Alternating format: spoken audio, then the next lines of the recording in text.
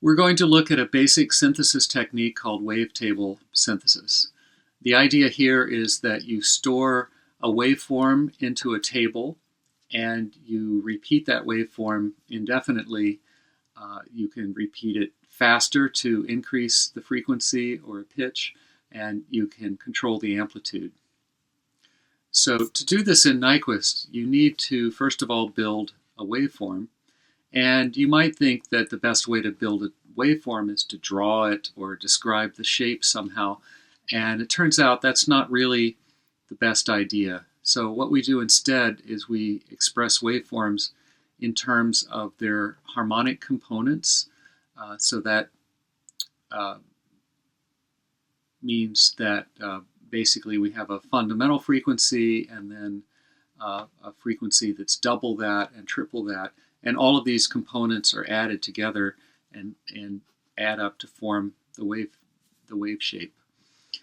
So to do that, I'm going to give you just a formula, not worry about too much about what it actually means.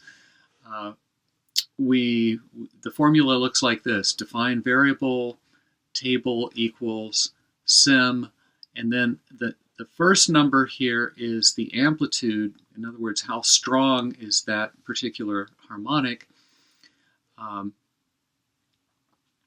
Then we're calling the build harmonic function, and the first parameter here is the essentially the frequency or the harmonic number. So 1 is the lowest, 2 is the second at double the frequency, 3 is the third at triple the frequency, and so on. And a good number of harmonics to use is probably on the order of at least 5 or so. 10, 20 is not unreasonable. For low pitches, you might want many more, and you might think about another way to express that rather than writing out all this code. So anyway, this is the template to follow. You notice in this example, the amplitudes of the upper harmonics are falling off pretty rapidly. The more rapidly they fall, the more sort of dull or calm the sound will be. If you have very high amplitudes in the higher harmonics, the sound is going to get brighter. The final line here is we change table to this expression. It's list of table, comma, hertz to step of 1, comma, true. And don't worry about the details of what that means, or you can read about it in the reference manual. But if you just follow this formula, you can make all sorts of tables.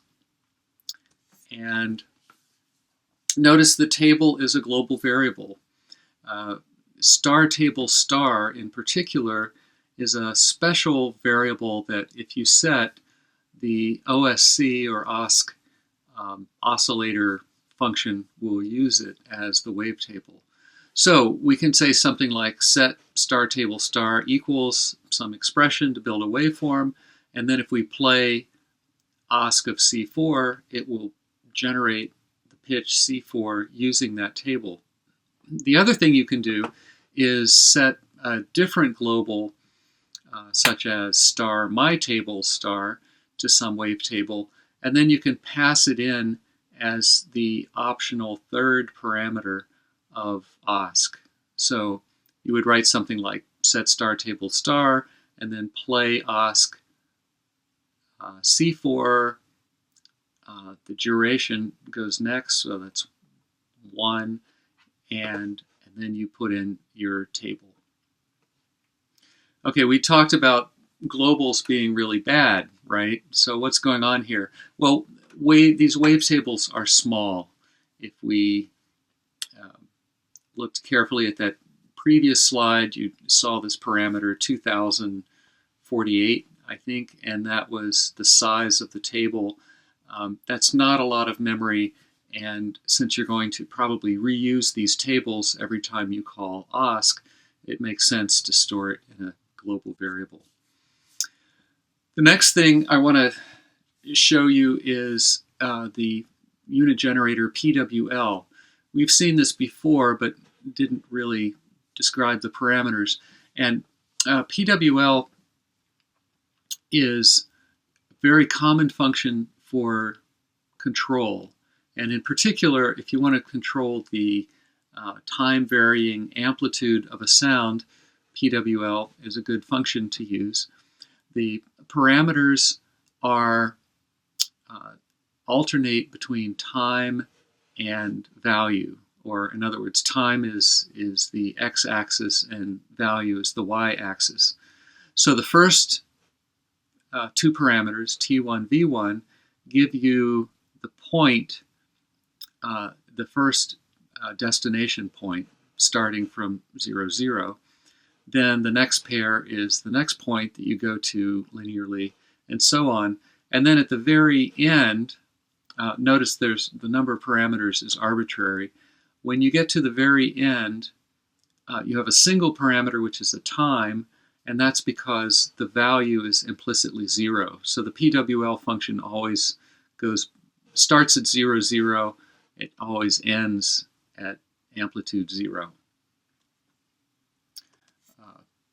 There's some variants of PWL. There's PWL-V, which instead of starting at 0, it starts at a value that you give as the first parameter, and it also ends at a value you give as the last parameter. There's PWE, which does exponential rather than linear interpolation, which is sometimes useful. And there's a PWL-R, where instead of giving absolute time values for each of the t parameters, you give time interval values. In other words, the relative time from the previous point to the next point. And there are many other variants on PWL, so you can look these up in the manual. And if you ever need a piecewise exponential function that starts at some particular value and the times are all relative, then there's a variant like that. So look it up. So now we're ready to do some basic wavetable synthesis. What you do is you build a wavetable with the harmonics that you want. Next, you use the unit generator OSC to generate a tone with these harmonics. And finally, you multiply that by an envelope, for example, using PWL to control the amplitude contour. And so the advantages of this are it's simple, it's very efficient to compute, it gives you very direct control over frequency and amplitude.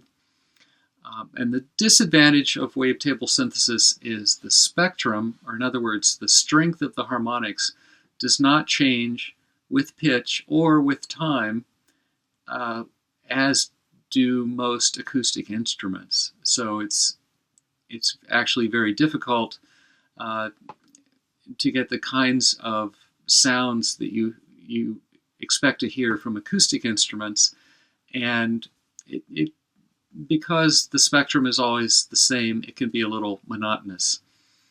We'll certainly learn more advanced techniques later, but wavetable synthesis is a real workhorse because it gives you direct control and it's efficient. Let's play some quick examples. I've just taken the wavetable out of the slides and entered it here. I've actually loaded all of this code already, so what I want to do is play some examples one at a time. And to do that, in the IDE, you can select an expression and then on the Mac use Command-U. It's probably Control-U on Windows. So let's just play this. This is an oscillator with pitch C2, duration of 4. It's using this table, and it's being multiplied by a simple PWL that simply goes from 0 to 1 at time 1, and then at 4 seconds, it's back to 0. So it's just sort of a triangle wave, triangle control function. It ramps up and it ramps down. All right, here we go.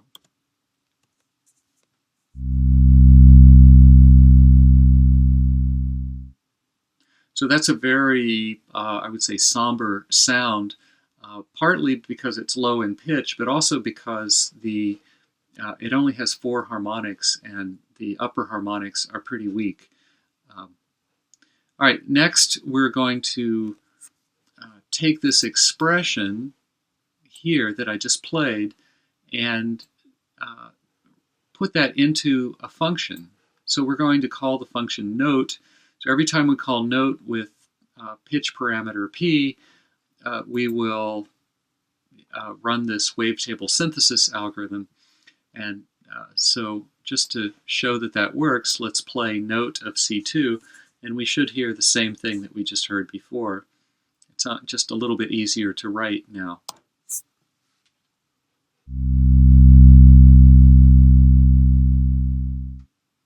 Okay, and then just for fun, let's put some stuff together. We haven't discussed all of this in detail yet, but sim means simultaneous. The @ sign is a time shift operator. So we're going to play 3 notes with different time shifts, add them all together, and here we go.